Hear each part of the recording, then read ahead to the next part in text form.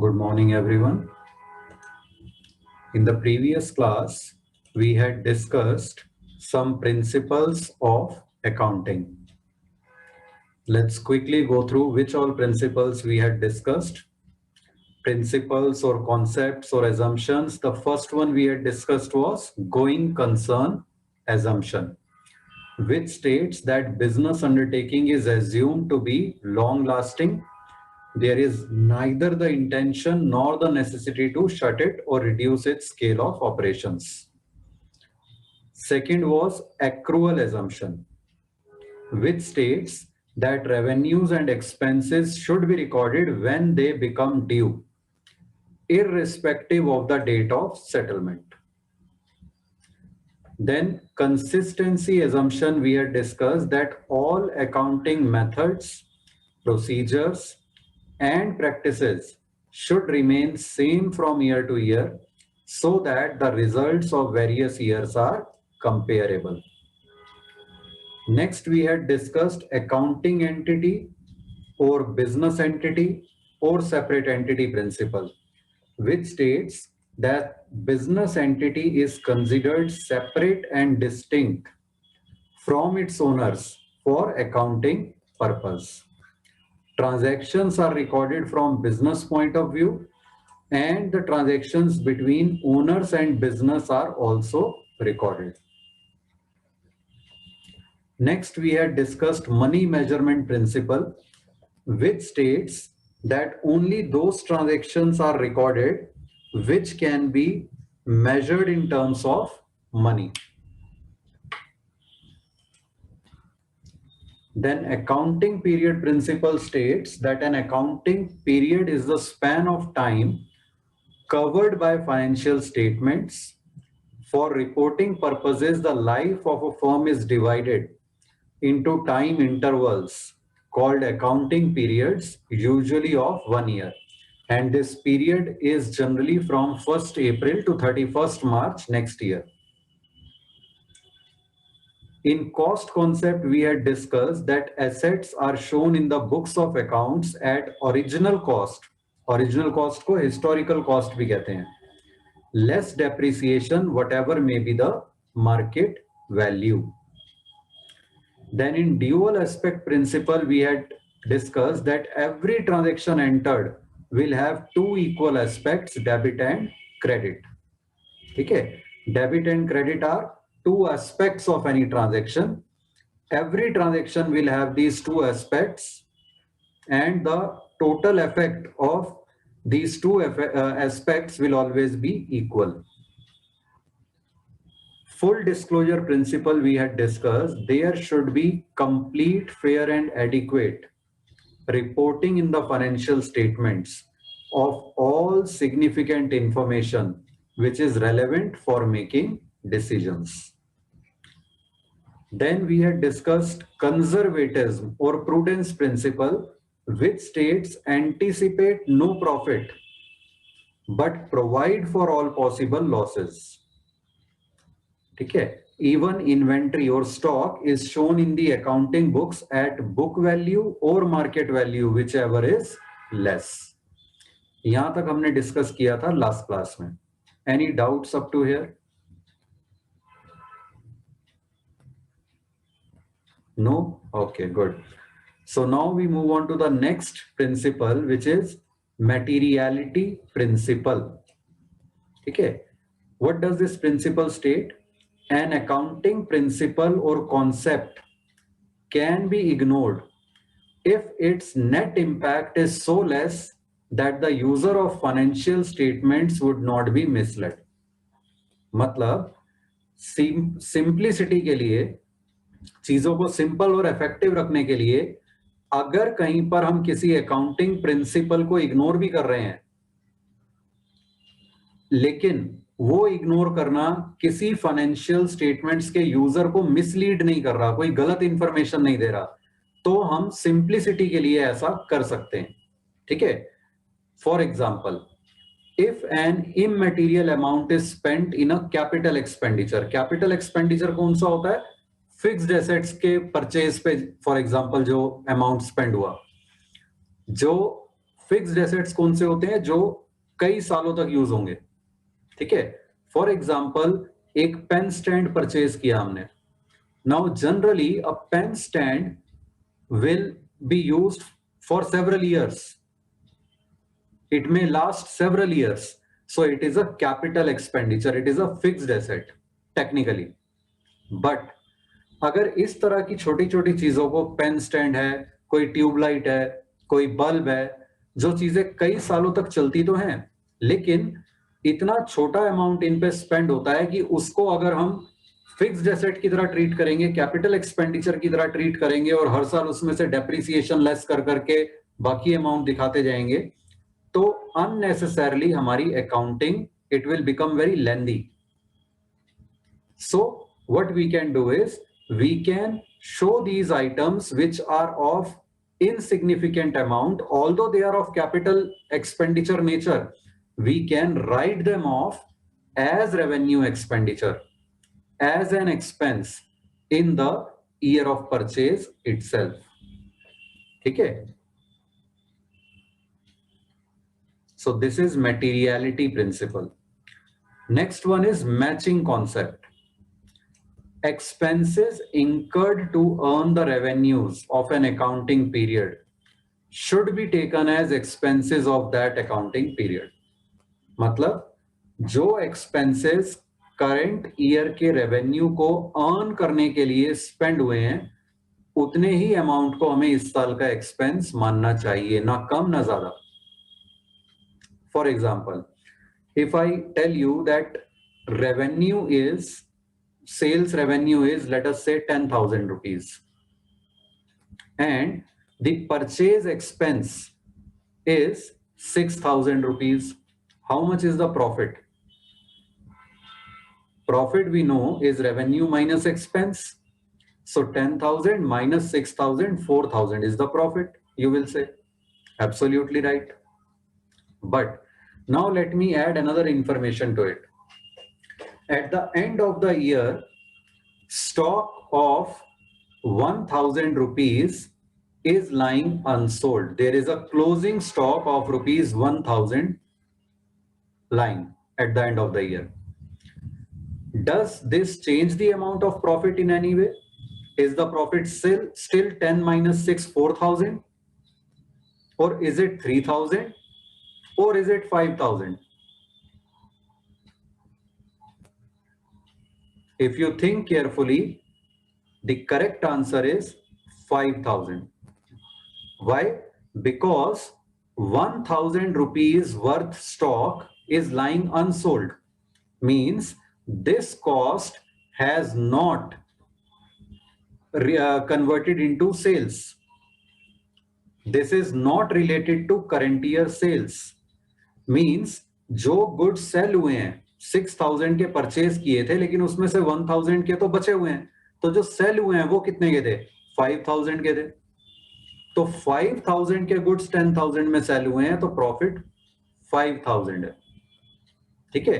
तो इसलिए हम क्या करते हैं, ईयर के एंड में क्लोजिंग स्टॉक को परचेज एक्सपेंस में से लेस कर देते हैं, करंट ईयर के परचेज एक्सपेंस में से लेस कर देते हैं, because that is not considered an expense of current year because those goods have not been sold this year. These goods will be sold in next year now. So in next year, we will add this amount to next year's purchase expense. We'll subtract it from current year's purchase expense and we will add it to the next year's purchase expense. This is an example of matching concept. ठीक है? इसकी दो implications हैं.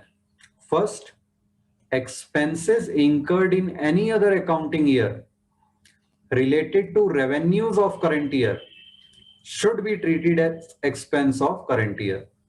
For example, पिछले साल जो stock बच गया था, वो खरीदा तो पिछले साल था, लेकिन वो गुड्स सेल इस ईयर हुए हैं, करंट ईयर में हुए हैं, तो उन गुड्स की कॉस्ट को हम करंट ईयर का एक्सपेंस मानेंगे. ठीक है? Second implication, expenses incurred in current accounting year not related to revenues of current accounting year should not be taken as an expense of current accounting year. Current year का जो stock बचा हुआ है वो बेशक हमने परचेज इसी साल किया है, करंट ईयर में किया है, but that amount of stock has not been sold in this year. So that much amount we will not consider as an expense of this year. We will subtract it from the purchase expense of current year. Okay. Closing stock is just one example we have taken. There may be other such items also. So only the revenues related to current accounting year and expenses incurred to earn those revenues should be shown in trading account and profit and loss account to find out the profitability of current year, while others should be shown in the balance sheet. ठीक है, जो stock बच गया उसे हम purchase expense में से तो लेस कर देंगे करंट ईयर के, उसे हम शो करेंगे एसेट्स में, बैलेंस शीट में, एसेट में.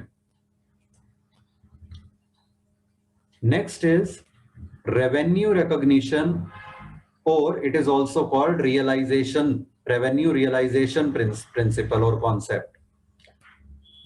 It says revenue should be recorded when it is earned or realized. And when is revenue earned or realized? When goods or services have been transferred or rendered to a customer. Let's take an example. Suppose goods are delivered in August. Payment is received in October, तो हम revenue को, sales को किस month में show करेंगे? अगस्त में या अक्टूबर में? अगस्त में, क्योंकि अगस्त में गुड्स डिलीवर हो गए कस्टमर को, कस्टमर ने एक्सेप्ट कर लिए. ठीक है, पेमेंट की एंट्री हम अक्टूबर में करेंगे, लेकिन सेल्स की एंट्री हम अगस्त में करेंगे. जिस दिन हमने गुड्स डिलीवर कर दिए और कस्टमर ने एक्सेप्ट कर लिए, on that date we will record this sales. Last principle is verifiable objective principle or objectivity concept. It states that accounting should be free from personal bias. Means there should be no scope of partiality, no scope of manipulation, no judgment in accounting. Everything should be shown as it is. जो जैसा है बिल्कुल वैसा ही accounting में show करना चाहिए, बढ़ा के या कम करके नहीं. All accounting records should be backed by source documents like bills, invoices, etc. जितनी भी transactions हम accounting में कर रहे हैं, we should have proof for all those transactions. We should have documentary evidence for all those. ठीक है? This again reminds us of a qualitative characteristic. Which one? Reliability. Reliability में भी हमने ये बात कही थी ना, ट्रू एंड डिपेंडेबल होनी चाहिए अकाउंटिंग इंफॉर्मेशन. उसके लिए सब ट्रांजैक्शंस के प्रूफ हमारे पास होने चाहिए. Similar thing we are saying over here. This completes the discussion on accounting principles. Any doubt anyone up to here?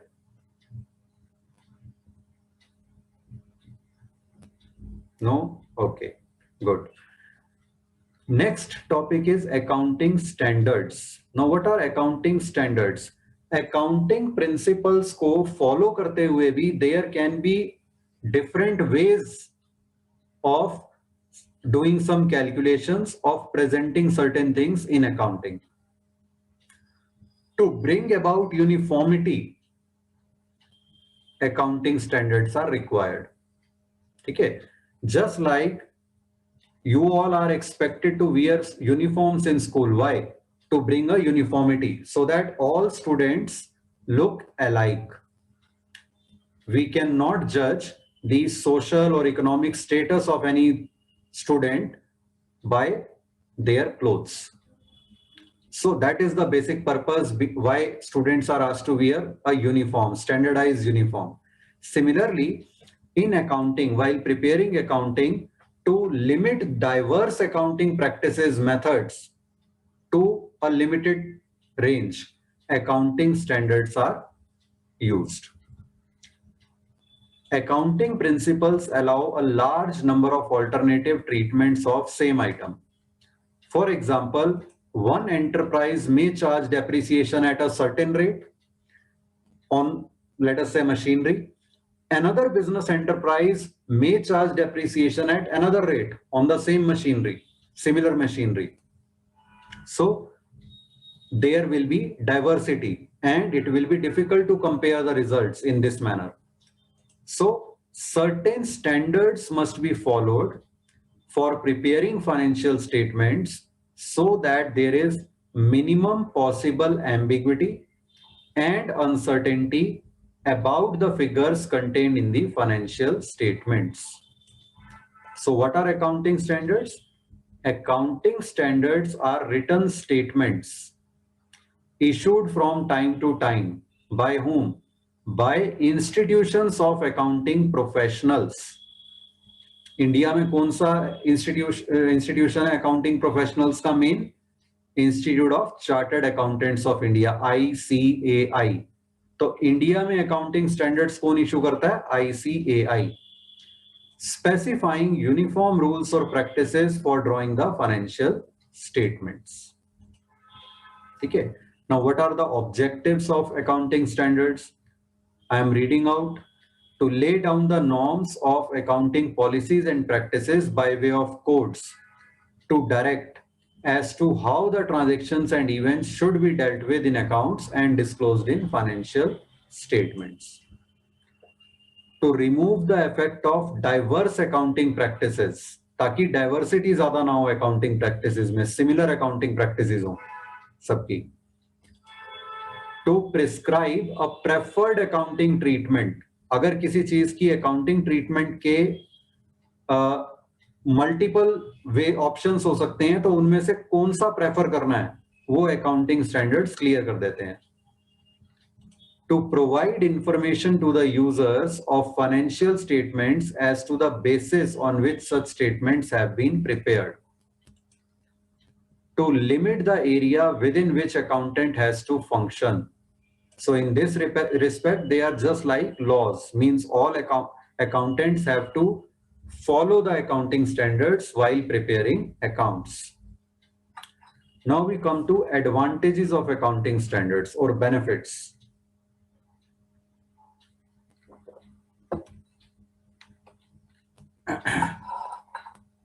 First, accounting standards improve the reliability and credibility of financial statements, because everyone knows the accounts have been prepared according to the standards, then they are more trustworthy. Ensure the consistency and comparability. अगर सभी business firms accounting standards को follow करेंगी तो उनके results comparable होंगे, uniformity होगी, consistency रहेगी. Help in resolving conflict of financial interests among various groups. किसी एक ग्रुप के इंटरेस्ट में हो सकता है प्रॉफिट अगर ज्यादा हो, दूसरे ग्रुप के इंटरेस्ट में हो सकता है प्रॉफिट अगर कम हो, लेकिन accounting standards एक standardized way of preparing the accounts, so it removes any such conflicts. Significantly reduce chances of manipulation and frauds. हर कोई अपने तरीके से accounting methods लगाएगा तो manipulation के chances बढ़ जाएंगे, frauds के chances बढ़ जाएंगे. But when there are standardized rules of preparing accounts, then chances of such manipulations and frauds are minimized. Helpful to auditors. Who are auditors? Auditors are chartered accountants who check the accounts, who check whether the accounts have been prepared properly or not. ठीक है? So auditors ने check करना है. check करना आसान हो जाएगा अगर standards होंगे कुछ. अगर कोई स्टैंडर्ड्स ही नहीं है तो वो चेक करना बड़ा मुश्किल होगा, क्योंकि सब फर्म्स अलग अलग तरीके से अकाउंट्स को प्रिपेयर करेंगी, तो ऑडिटर्स के लिए चेकिंग का काम बड़ा मुश्किल हो जाएगा.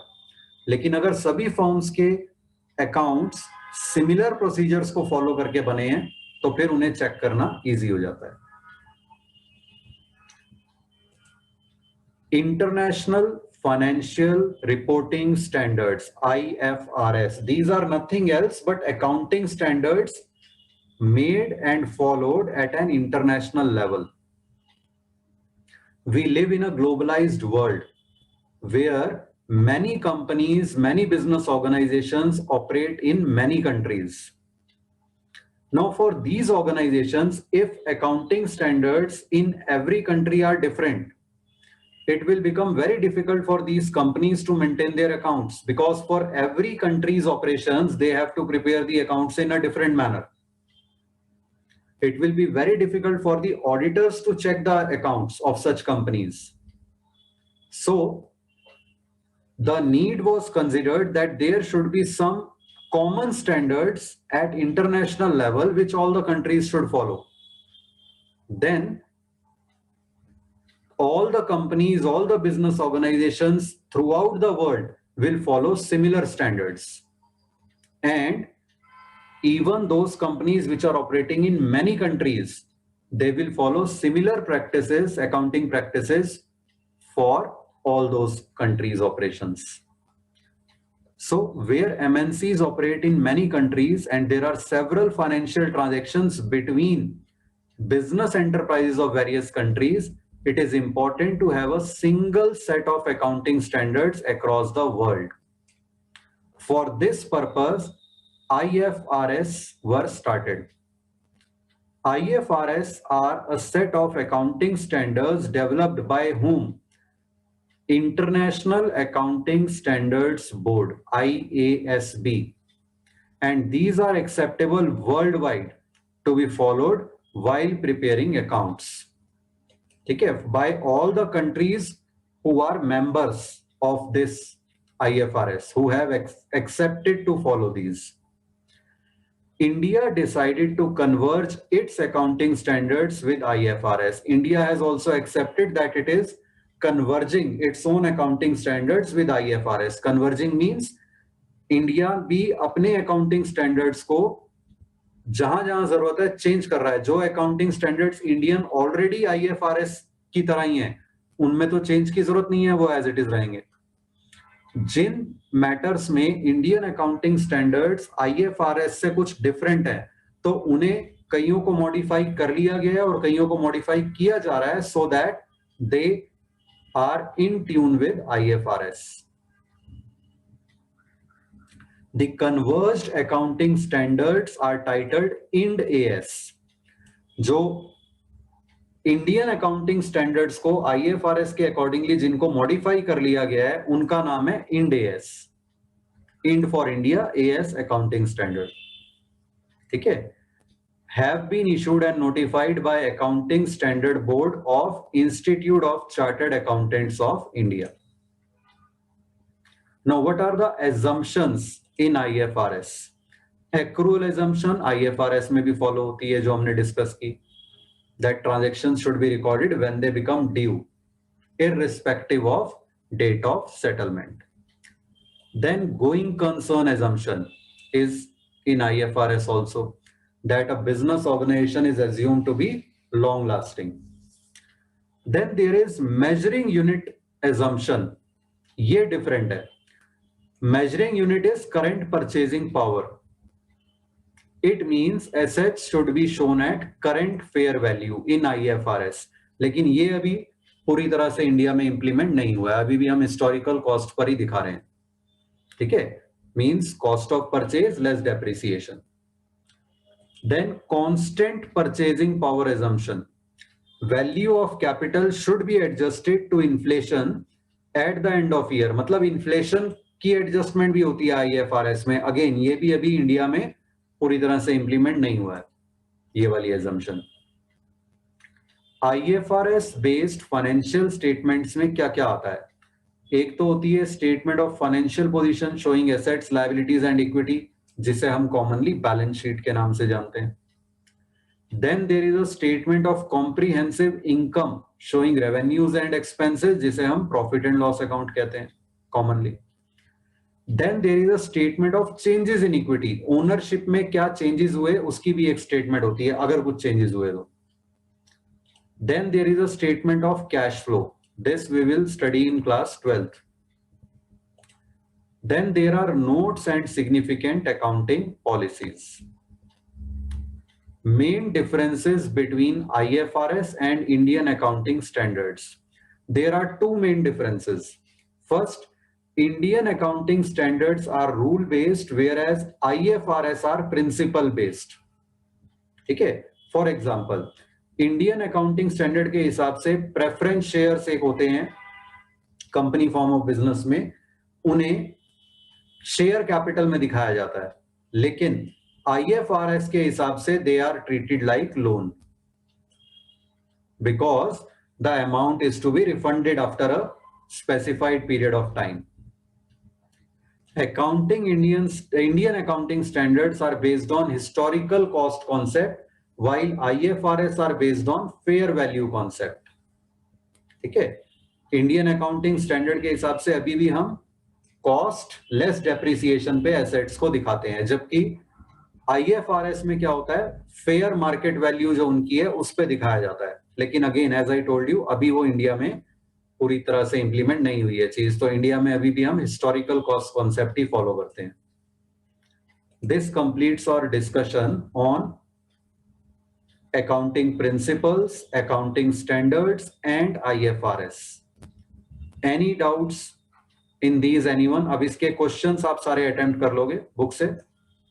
Any doubts anyone in these?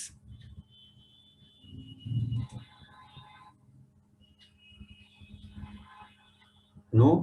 Okay, so we stop here for today. Thank you.